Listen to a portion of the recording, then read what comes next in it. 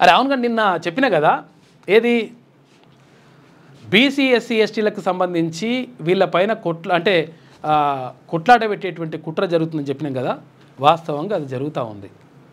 ఇక్కడ హైదరాబాద్ ఇది ఇక్కడ జేఎన్టీ ఉంది కదా, జేఎన్టీ యూనివర్సిటీకి సంబంధించి అక్కడ ఏది ఎగ్జామినేషన్ కంట్రోలర్కి సంబంధించి తీర్మానం వల్ల ఏమైందంటే యాక్చువల్గా ఒక బీసీ మహిళా ప్రొఫెసర్ ఉండే అక్కడ, బీసీ మహిళా ప్రొఫెసర్ అక్కడ ఎగ్జామినేషన్ కంట్రోలర్గా ఉండే.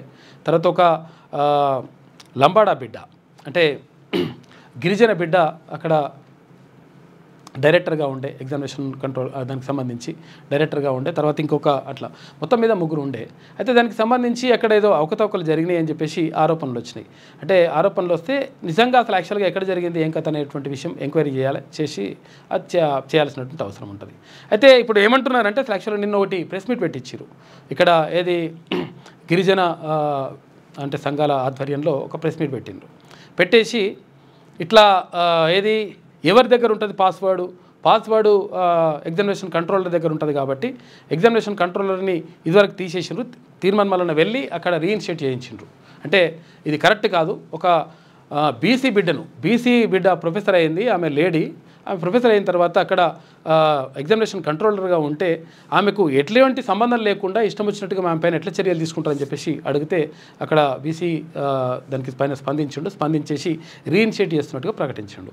అయితే ఆ తర్వాత ఇక్కడ డైరెక్టర్ను తర్వాత ఇక్కడ ఇంకా కింద ఉన్నటువంటి ఇంకొక అసిస్టెంట్ కంట్రోలర్ని తీసుకోకపోతే వాళ్ళు ఏమంటారంటే అంటే డైరెక్టర్ని తీసుకోలేదు అంటే మరి డైరెక్టర్ మీద ఆరోపణలు వచ్చినట్టు అవుతుంది కదా, అందుకని ఈమె కూడా అన్యాయం జరుగుతుందిగా అని చెప్పేసి గిరిజన సంఘాలు ఆరోపిస్తూ ఉన్నాయి.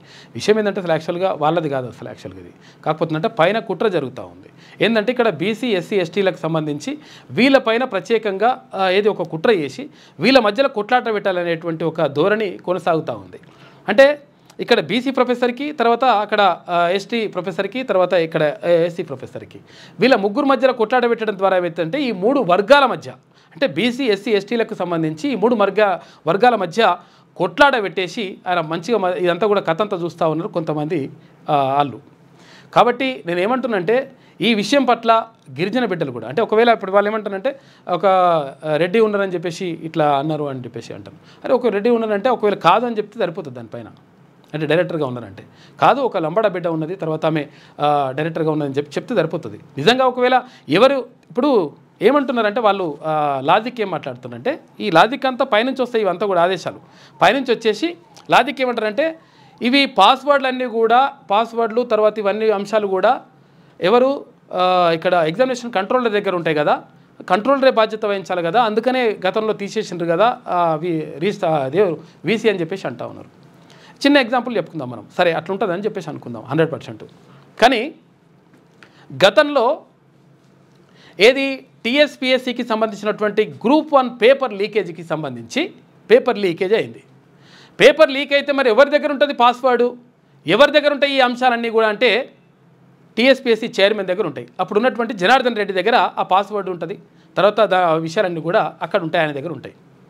ఆ తర్వాత అప్పుడు సెక్రటరీగా ఉన్నటువంటి అనితా రామచంద్రన్ ఉన్నది. మరి వీళ్ళ దగ్గర వీళ్ళకు కీలకమైనటువంటి మనుషులు అక్కడ ఏది టీఎస్పీఎస్సీ పేపర్ లీకేజీ అంశానికి సంబంధించి గ్రూప్ 1కి సంబంధించి.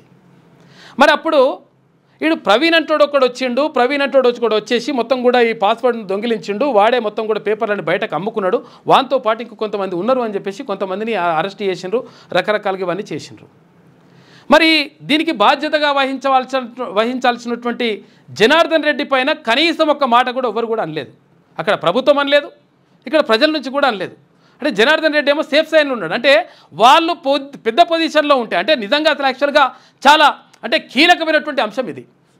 అంటే గ్రూప్ 1 అంశానికి సంబంధించి పేపర్ లీకేజ్ అయితే కూడా ఒక రెడ్డి ఉంటే అక్కడ కనీసం ఆయన ఒక్క మాట అన్నారు. ఆయన దగ్గరనే పాస్వర్డ్ ఉంటుంది, మరి పాస్వర్డ్ ఆయన దగ్గర ఉన్నప్పుడు మరి అన్నీ జరిగినప్పుడు ఆయనని బాధ్యుని ఇవ్వాలి కదా, లేకపోతే సెక్రటరీ ఉంటారు అక్కడ అనితా రామచంద్ర అక్కడ ఐఏఎస్ ఆఫీసర్, మరి ఆమెను బాధ్యులు ఇవ్వాలి కదా గతంలో. మరి కనీసం వాళ్ళ గురించి పట్టించుకోలే. ఏం చేసిండ్రు, ఒక కంప్యూటర్ ఆపరేటర్ వాడు ఏది అవుట్సోర్సింగ్ తర్వాత కాంట్రాక్టు వాడులో జాయిన్ అయ్యిండు కాబట్టి వాడిని బాధ్యుని చేస్తామని చెప్పేసి వాడు నిజంగా బాధ్యుని ఇవ్వాల్సిందే, వాడిని నిజంగా 100% శిక్షించాల్సిందే, మనం దాన్ని కాదంటలేము. కానీ వాళ్లకు జరిగినప్పుడు ఒక న్యాయం ఉంటుంది, అంటే పాస్వర్డ్ వీడు దొంగిలించిండు వీడు చేసిండు అని అంటారు. మరి ఇక్కడ జేఎన్టీకు సంబంధించి కూడా ఎవరైనా దొంగిలించి ఉండవచ్చు, దానిపైన ఎంక్వైరీ చేయాలి. లేకపోతే ఇంకెవరైనా లేకపోతే ప్రొఫెసర్లే కుట్ర చేసి ఉండవచ్చు, మరి దానిపైన ఎంక్వైరీ జరగాలి. అదంతా జరగకుండా బీసీ ప్రొఫెసర్ని మళ్ళీ తీసుకుంటే దానిపైన మళ్ళా ఒక లంబాడా బిడ్డలతోటి మళ్ళీ ఇక్కడ బీసీల పైన ఉసిగొల్పేటువంటి ప్రయత్నం చేస్తూ ఉన్నారు. ఇదంతా మానుకుంటే మంచిగా ఉంటుంది. ఎందుకంటే ఎప్పుడు కూడా బీసీ ఎస్సీ ఎస్టీలు అందరూ కూడా ఒక్కటే, ఈ విషయం గుర్తుపెట్టుకోరు. వీళ్ళందరూ కూడా ఒక్కటే. ఎందుకంటే ఇప్పుడు ఎట్లుంటుందంటే ఒక పెద్ద మనిషి ఉంటే ఒక ఆఫీసర్ ఉండంట. ఒక ఆఫీసర్ ఉంటే ఒక ఫలానా కులానికి సంబంధించినట్టుంటే ఆయన కూర్చుంటే ఏం చేస్తారంటే యాక్చువల్గా ఒకవేళ వీళ్ళందరూ వస్తారనుకో, ఎస్సీ ఎస్సీ బీసీలు ఎవరన్నా అక్కడ నాయకులు వస్తారు కదా, చుట్టుపక్కల నుంచి వచ్చిన నాయకులు వస్తారు కదా, ఆయన ఒక ఆఫీసరు అక్కడ కూర్చుంటే ఏం చేస్తారంటే ఇక్కడ చుట్టుపక్కల ఉన్న ముందర కుర్చీలు ఉంటాయిగా, 4-5 కుర్చీలు ఉంటాయిగా, కుర్చీలని తీసి లోపల వేయరా అంటారంట. ఈయన ఒక్కడే కూర్చోవాలి, ఎందుకంటే ముందర అందరూ నిలబడాలి. అదే ఒకవేళ బీసీ ఒకవేళ ఎస్సీ ఎస్టీ అయితే అట్లా ఉండదు పరిస్థితి. అందరికి కుర్చీలు వేస్తారు, సమానంగా కూర్చోబెట్టి మాట్లాడతారు, లెక్క ఉంటుంది లెక్క. కాబట్టి ఇటువంటి కుట్రలు బంద్ చేయరు. నిజంగా 100% అక్కడ ఎవరైతే డైరెక్టర్ ఉన్నారో లంబాడా బిడ్డకు అన్యాయం జరగాలని చెప్పి ఎవరు కూడా కోరుకుంటలేరు. 100% ఆమెను కూడా తీసుకోవాల్సిన అవసరం ఉన్నది.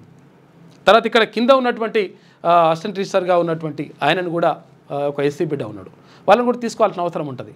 ఎవరో వేస్తున్నటువంటి కుట్రలో భాగంగా ఎవరో పండుతున్నటువంటి పన్నాగంలో భాగంగా మనం కొట్టుకుంటే ఆగమవుతుంది లెక్క. కాబట్టి ఈ విషయం పట్ల నేను నిన్నే చెప్దాం అనుకున్నాను. కాకపోతే అంటే వాళ్ళు ఓ ప్రెస్ మీట్ పెట్టాలని చెప్పేసి నిర్ణయించుకున్నారు. వాళ్ళు ఆ ప్రెస్ మీట్ పెట్టిన తర్వాతనే మాట్లాడదామని చెప్పేసి ఇవాళ మాట్లాడుతున్నా. ఎందుకంటే సోమాజిగూడ ప్రెస్ క్లబ్లో నేను ప్రెస్ మీట్ పెట్టేసి ఇదంతా కూడా చేస్తూ ఉన్నారు. నేనేమంటా ఉన్నానంటే ఇప్పుడు ఒక ఓసీ అంటే ఒక ఎవరు జనార్దన్ రెడ్డి అనేటువంటి వ్యక్తి టీఎస్పీఎస్సీ చైర్మన్గా ఉంటే గ్రూప్ 1 పేపర్ లీక్ చేస్తే మొత్తం పాస్వర్డ్ అంతా ఓరి దగ్గర ఉండాలి, తీసుకొచ్చి గుంజి కొట్టాలి కదా. మరి ఆయన కనీసం ఒక్క మాట లేదు, ఆయన పైన కేసు లేదు, ఆయన పైన పిటి కేసు కూడా లేదు. అది పక్కకు పెట్టేసి మంచిగా సూపర్, ఆయన మంచిగా ఉంటాడు. తర్వాత ఇక్కడ వీళ్ళు మంచిగా ఉంటారు. కానీ ఇక్కడ అది ఎగ్జామినేషన్ కంట్రోలర్గా ఉన్నారు కాబట్టి వాళ్ళ దగ్గరనే పాస్వర్డ్ ఉంటుంది కాబట్టి వీళ్ళనే బాధ్యులు ఇవ్వాలని చెప్పేసి ఇటువంటిది వాదనలు కరెక్ట్ కాదు. ఒక్కసారి ఆలోచించుకుంటే మంచిగా ఉంటుంది. కాబట్టి ఇవన్నీ కూడా ఈ రాజకీయాలు చేసుడు ఇట్లా ఏమంటారు మొత్తం కూడా అణచివేసుడు, బీసీ ఎస్సీ ఎస్టీల మధ్య కొట్టాట పెట్టుడు బంద్ చేయరు. అది బంద్ చేస్తే మంచిగా ఉంటుంది. లేకపోతే ఇంకా తీవ్ర రూపం దాలుస్తుంది. ఎప్పుడైతే మనం చెండుని బంతిని తీసి నేలకు కొడతామో అది గట్టి ఎగురుతుంది. కాబట్టి ఇటువంటి బంద్ చేయరు. నిజంగా ఎంక్వైరీ చేయాలి. ఎంక్వైరీ చేసేసి నిజంగా ఆడు ఓడున్నాడు ఏది కథ అనేది తేలాలి. అది అట్లుంటుంది. కానీ ఇష్టం వచ్చినట్టుగా వీళ్ళ మధ్యలో కొట్లాట పెట్టేటువంటి ప్రయత్నం చేస్తూ ఉన్నారు. కాబట్టి తస్మాత్ జాగ్రత్తగా ఉండండి. బీసీ ఉద్యోగులారా, ఎస్సీ ఎస్టీ ఉద్యోగులారా, మీరు జాగ్రత్తగా ఉండండి. ఎందుకంటే ప్రత్యేకంగా కుట్రలు జరుగుతూ ఉన్నాయి. మీ మధ్యలోనే కొట్లాట పెట్టేటువంటి కుట్రలు జరుగుతూ ఉన్నాయి. అంటే ఒక బీసీకి అన్యాయం జరుగుతుందని చెప్పేసి అండగా నిలిస్తే 100% అండగా నిలుస్తాం, 100% బాసటగా ఉంటాం. అన్యాయం జరిగితే బరాబర్ ఉంటారు. అంటే ఎవరు లేకపోతే ఇక తీసి మీ ఇష్టం వచ్చినట్టుగా అయ్యే జాగీర్ లెక్క ఇష్టం వచ్చినట్టుగా పోస్టులు ఇచ్చేసుకుంటారు. నామినేటెడ్ పోస్టులు అవి ఎవరికి కావాలంటే వాళ్ళకి ఇచ్చేసుకోవచ్చు. బంద్ చేయరు అవి.